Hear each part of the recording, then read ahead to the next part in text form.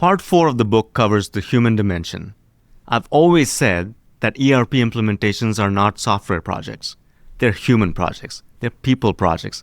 They're process projects. So there's this invisible factor. You can have the best technology, the strongest governance, and the most thorough phase 0, and still fail if you ignore the human element. So part 4 covers the 4 chapters that address what every successful implementation requires, but most plans underestimate: people. Technology implementations are human change projects that happen to involve software. You get the human part wrong, and nothing else matters. And change management is a huge element of this. Change management isn't optional.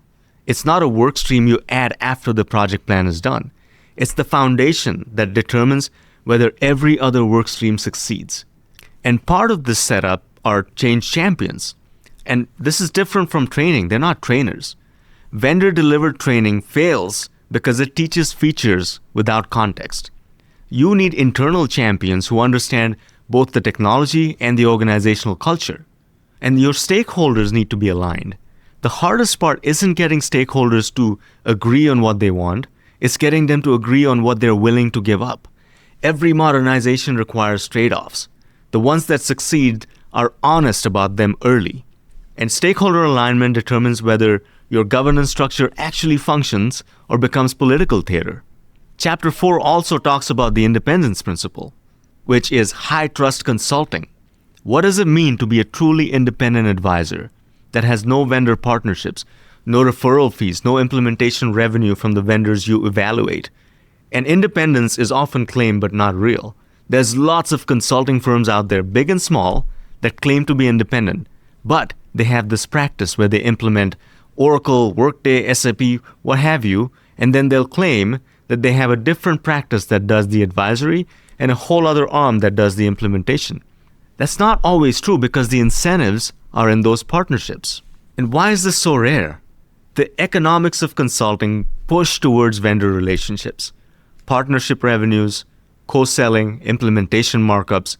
The incentives all point towards alignment with vendors, not clients. So how do you evaluate advisors? Chapter 4 gives you specific questions to ask, specific relationships to probe, specific financial structures to verify before trusting anyone with your organization's most consequential technology decisions. If your advisor has a financial relationship with the vendors competing for your business, you don't have an advisor. You have another salesperson. And AI, what can AI genuinely do for you today? Process mining, requirements analysis, vendor evaluation, real-time governance monitoring, predictive analytics, these aren't future capabilities. They're here now. They're available to you. But what it can't do is replace human judgment on organizational priorities, navigate political dynamics, build trust with resistant stakeholders. The human work remains human, and it is the most critical. But the next frontier, agentic AI, AI agents that can execute multi-step tasks autonomously, this has enormous potential, enormous governance implications. AI is the most powerful tool to emerge for government technology in decades. But a tool without governance is a liability, not an asset. Chapter 4 gives you the complete roadmap, step by step. It pulls together everything into a sequenced, actionable roadmap, from phase 0 through go live and beyond. And every chapter ends with actions you can take immediately.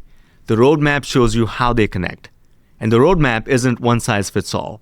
It provides the framework, the sequence, the decision points, and you provide the organizational context. You now have every framework, every tool, and every warning you need. The only question is whether you'll use them. So that's the complete picture. 4 parts, 12 chapters, 1 continuous argument that the outcomes of government technology projects are determined by structural decisions, not by software features or vendor promises. And start at 0, it's not just the book's title, it's the principle. Before you commit $1, before you sign a contract, before you believe in a demo, start at 0. Build from the ground up on your terms.